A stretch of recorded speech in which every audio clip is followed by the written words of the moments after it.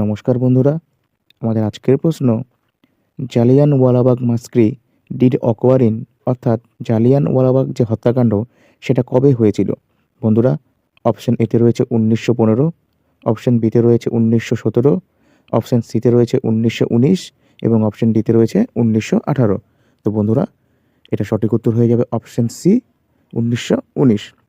তো চলো আমরা আমাদের পরবর্তী প্রশ্ন দেখে নিই। আমাদের দ্বিতীয় প্রশ্ন, হু লিড দ্য বারদৌলি মুভমেন্ট, অর্থাৎ বারদৌলি মুভমেন্টে কে নেতৃত্ব দিয়েছিল?